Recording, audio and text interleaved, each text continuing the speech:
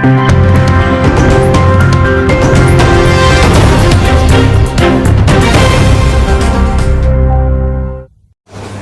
नाम डॉक्टर सुनील बजाज है।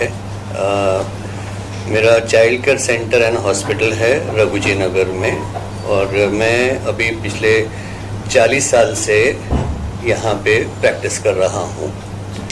और 40 साल में इसी एरिया में मैंने अपनी मेडिकल सेवाएं हमारे एरिया को तो खैर दिया ही दिया है, और साथों साथ हमने ये सेवाएं आसपास के जो लगते हुए शहर हैं, विलेजेस हैं, और यहाँ से कोई पेशेंट मरीज़ आए तो उस हिसाब से यहाँ पे मेरा वर्किंग रहा है पिछले 40 साल से। और मेरा वर्किंग आज की डेट में भी इतने 64 इयर्स के एज होने के बाद में भी तो 18 इयर्स का मेरा डिवोशन है।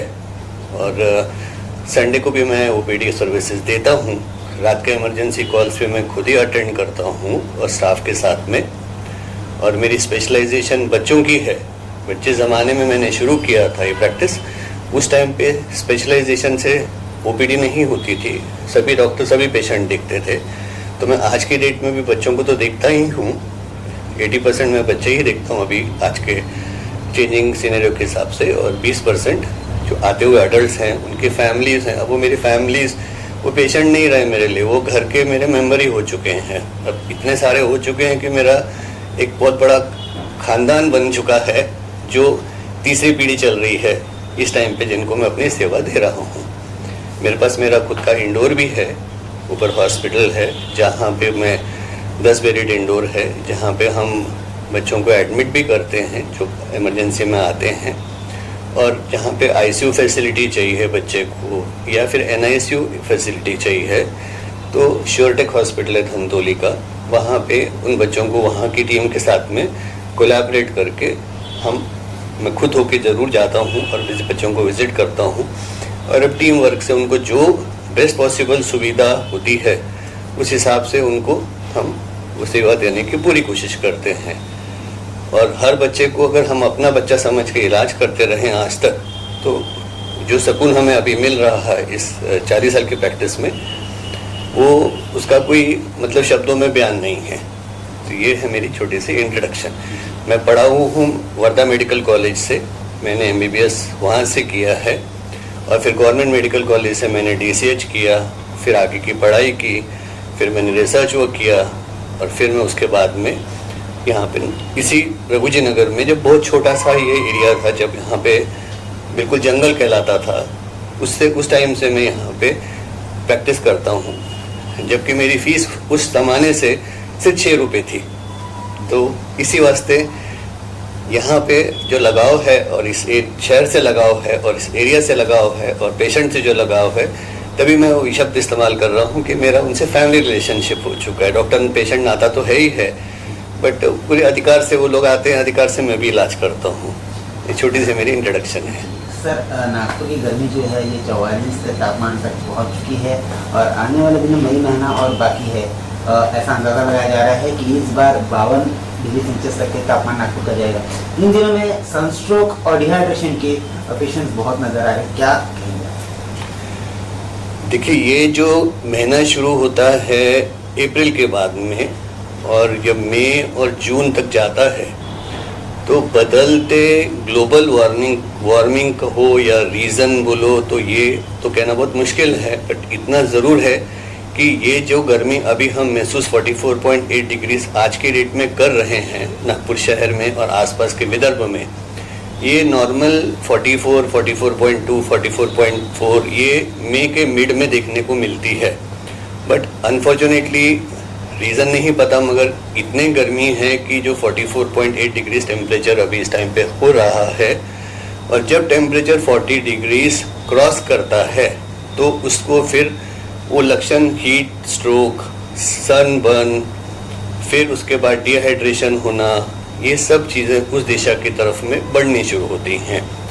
तो अब बिकॉज हम लोग 2 साल कोविड में पूरी तीनों लहरें फेस कर चुके हैं सभी लोग, और आपके मीडिया, प्रेस, सब ने लोगों को अवेयर किया, बहुत मदद की। हम आपका बहुत धन्यवाद करते हैं कि हमारे मैसेजेस लोगों तक गए बहुत सारे कोविड के टाइम पे भी और अभी भी ये जो आपका प्रयास है कि भाई हमारा जो समाज है या जनता है या विदर्भ की जनता है या महाराष्ट्र की जनता है गर्मी से इस तरीके से कैसे इस तरीके का सामना करें, और जहाँ पे हम अपने तबीयतों को और अपने मेडिकल हेल्थ को कैसे हम प्रोटेक्ट कर सकते हैं। क्योंकि एक कहावत होती है, prevention is better than cure.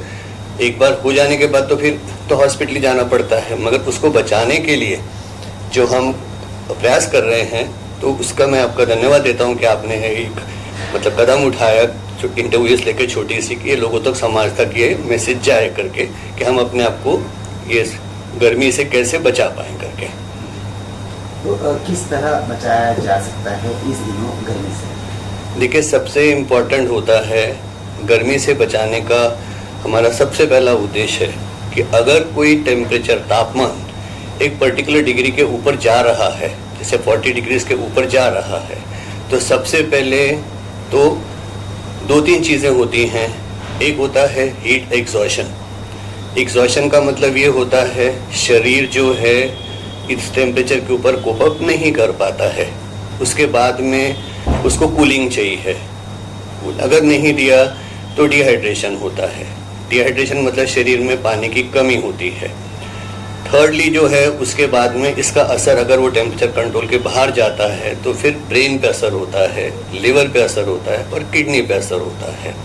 तो सबसे पहला काम तो है कि हमें पहली बात तो टेम्परेचर के बचाव से ही बच्चों में भी और बाकियों में भी उस तरीके से हमें बचना ज़रूरी है कि हमें एक टेम्परेचर को कूलिंग टेम्परेचर पे रखना ज़रूरी है।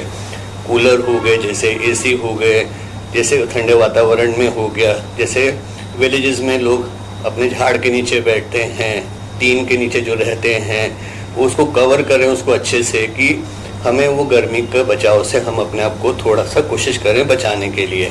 जैसे कान पे कपड़ा बांधना, सर पे कपड़ा बांधना कि सीधी हवा, जैसे हमारे महाराष्ट्र में प्रथा है कि कान पे कपड़ा बांधना, उसके पीछे उद्देश्य होता है कि सीधी हवा हमारे कानों तक लगती है और हमारे शरीर पे असर होता है, और हम उस टाइम को अवॉइड करें धूप में जाना जब हमें ज़रूरी काम नहीं है।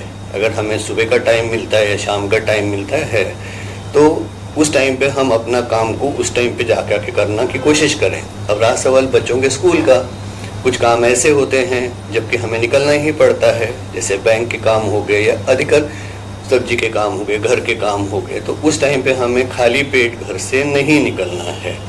क्योंकि खाली पेट निकलने का मतलब ये होता है कि हमारे शरीर में ग्लूकोज की कमी हो रही है, और ग्लूकोज की कमी में हम जो है ज़्यादा सक्षम रहते हैं जब शुगर कम होने के बाद में। ऊपर से डिहाइड्रेशन होता है जब पानी की कमी होती है, और हम अपने को धूप से बचाव नहीं कर पाते, तो फिर ये हमारे लक्षण हीट स्ट्रोक और उसके हीट एग्जॉशन ये सब तरफ जाता है।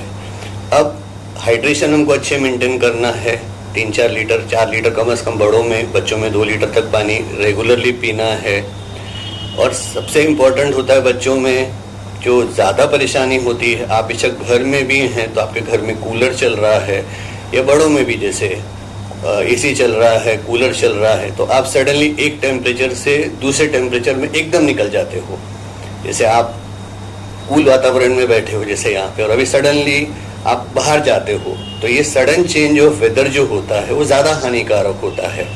जैसे इंसान एक टेम्परेचर से निकलता है, समझो 44 डिग्री से निकलता है, तो वो बाहर आके 40 डिग्रीज पे थोड़ा सा सेटल हो, फिर वो नॉर्मल टेम्परेचर पे है। तो कोई भी चीज़ सडन अगर होगी तो सडन नुकसान पैदा करती है करके। पहली बात तो हमें खाली पेट नहीं रहना है जब घर से निकलते हैं। नंबर 2, पानी हमें पूरा पीना है, पानी की कमी हमारे शरीर में नहीं होनी चाहिए। सादा पानी लो, नारियल पानी लो, शरबत लो, जिस प्रकार का भी आप हाइड्रेशन कर सकते हैं, तो वो पूरा हमें सावधानी बरतना ज़रूरी है, और उससे हमारा पूरा बचाव होने की पूरी चीज़ें होती हैं। अगर हमें उसके लक्षण कैसे पता लगेंगे कि भाई हमें गर्मी लग गई है, धूप लग गई है, तो हमें प्यास लगेगी, हमें शरीर जलता हुआ नज़र आएगा, हमें पसीना नहीं आएगा, स्वेटिंग होगा हमको उस टाइम पे, तो स्वेटिंग उस टाइम नहीं होता है, और फिर हमारे शरीर में बुखार निर्माण होता है, और फिर हमारी अब शारीरिक शक्ति कम होने के कारण फिर उल्टियाँ होना, लैट्रिन होना, ये सब चीज़ें इस टाइम वायरसेस कुछ जोर करते हैं। कौन से वायरस करते हैं वो तो कहना बहुत मुश्किल है, बट ये जो वायरसेस होते हैं ये शरीर को हानि पैदा करते हैं। तो उसके बचाव के लिए एक तो खाली पेट नहीं रहना, हाइड्रेशन मेंटेन करना, टेम्परेचर को हमारे को उसी टेम्परेचर के बीच में रहो जहाँ 30-32 डिग्रीज में बॉडी अच्छे से शांति से अपना जीवन हम लोग व्यतीत कर सकते हैं। और सडनली हम कार से भी एसी से उतरते हैं तो हम उतरने के पहले हमारा एसी थोड़ा सा डाउन करके थोड़ा रुक के फिर हम वो वातावरण में जाए, उसको हम एक्लेमेटाइजेशन बोलते हैं, टू टेम्परेचर करके। और अगर ये सब चीज़ होने के बाद हमें कुछ लक्षण दिखते हैं तो उसको ये ऐसी चीज़ है कि जो हम प्रिवेंट कर सकते हैं। अगर हमें लगता है हमारे बच्चे को उल्टियाँ ज़्यादा हो रही हैं, उसका बुखार कम नहीं हो रहा है, तो उस टाइम बच्चे ने थोड़ा से कपड़े लूज पहनना, हल्के कपड़े पहनना, टाइट कपड़े नहीं पहनना, मतलब थोड़ा सा वेंटिलेशन हवा का हो करके। और सेकंड पार्ट जो है, वेंटिलेशन एक और चीज़ हो गया, हाइड्रेशन एक और चीज़ हो गया, खाली पेट नहीं रहना, ग्लूकोज का जो काम प्रॉब्लम है वो नहीं होना चाहिए। होता क्या है कि नमक, पोटेशियम, ये जो इलेक्ट्रोलाइट्स बोलते हैं जिसको हम, तो ये पानी में भी रहते हैं और हम लोग ORS करके भी देते हैं। तो होता क्या है, जैसे फॉर अ मिनट एक प्रथा चली आ रही है जिसमें हमें नहीं समझता है कि कितना सोडियम हमें बच्चे को चाहिए। जैसे अब छोटे बच्चे को एक अंदाजे से, बच्चों के लिए एक रियलिटी में हम लोग डॉक्टरी के नाते से 2 मिली इक्विवेलेंट पर किलो के हिसाब से देते हैं। तो हमें सोच समझ के सोडियम और पोटेशियम का भी इस्तेमाल जो ORS का है वो सोच समझ के देना है। ये नहीं कि भाई 6 महीने का बच्चा है, 1 चम्मच पूरा उसमें पाउडर डाल दिया कोई भी ORS का और 1 कप पानी में डाल के घोल दिया और पिला दिया। तो उससे क्या होता है, सोडियम ज़्यादा जिसको हम हाइपरनाइट्रीमिया बोलते हैं, सोडियम कम जिसको हम हाइपोनाइट्रीमिया बोलते हैं, फिर पोटेशियम ज़्यादा, पोटेशियम कम, ये जो चीज़ें होती हैं यही चीज़ें हमारे ब्रेन, लिवर और किडनी को हानि करती हैं करके।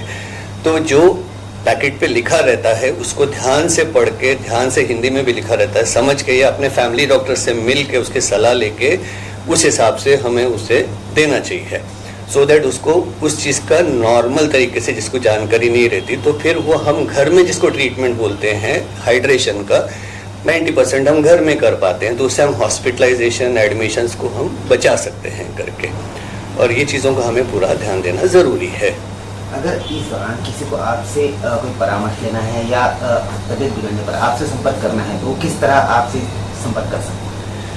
अब जहाँ तक मेरा सवाल है संपर्क करने का, मेरे आज तक 40 साल की प्रैक्टिस के अंदर में 24/7/365 दिन मेरा मोबाइल नंबर शुरू ही रहता है। आप 3 बजे भी फ़ोन करेंगे तो आपको लगेगा कि मैं दिन में 3 बजे आपसे बात कर रहा हूँ। क्यों कर रहा हूँ?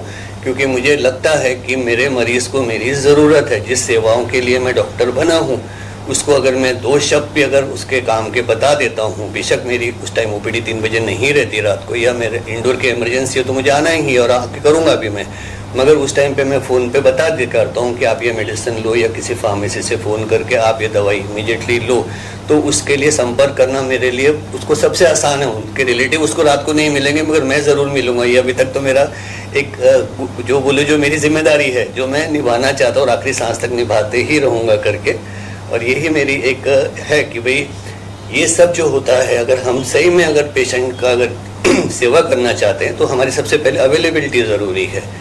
बीच में किससे बात कर लो, हम नहीं अवेलेबल, रात को 10 बजे के बाद फ़ोन नहीं, तो वो मैं चाहता हूँ कि हर डॉक्टर ने कुछ ऐसा सिस्टम रखना चाहिए जहाँ डॉक्टर की राय जो सीनियर डॉक्टर की है, जो उस फील्ड का स्पेशलिस्ट है, तो उसकी सेवाएं पेशेंट को पैसे के लिए नहीं, उसको उस टाइम उसकी तबीयत के लिए, जान के लिए ज़रूरी है और वो उसको किसी चीज़ से नहीं तोला जा सकता। उसको हम अनमोल सेवा बोलते हैं। और वही जब कोविड हो गया, जैसे हीट स्ट्रोक हो गया, जैसे ऐसी बीमारियां, डेंगू हो गया, जैसे उस टाइम पे ऐसे टाइम होता है जैसे पेशेंट को हार्ट का प्रॉब्लम हो गया, किसी को सडन स्ट्रोक हो गया, उस टाइम पे पेशेंट से मिलने से ही आधी बीमारी का एक हल उस टाइम पे निकलता है। फिर बाकी तो हमारे पास इंफ्रास्ट्रक्चर तो और भी बढ़ रहा है और जो हमारे जिस तरीके से सरकार काम कर रही है इस टाइम पे, वो सारी सुविधाएं कॉमन मैन तक जो है पूरी पहुंचाने की कोशिश कर रही है। और मोदी जी के नेतृत्व में बेसिकली वेरी फ्रैंकली अभी जो मेडिकल सर्विसेज एक कॉमन मैन को मिल रही हैं, जो एक इमेजिन करना चाह रहा है, हमें उनका धन्यवाद देना चाहिए कि ये सेवाएं आम जनता तक वो पहुंचाने के लिए पूरा संघर्ष कर रहे हैं और मेडिकल लाइन उनके पूरे साथ खड़ी है और हम भी उसमें से एक पार्ट और एक छोटा सा पुर्जा हैं जो हम हेल्प करना चाह रहे हैं करके।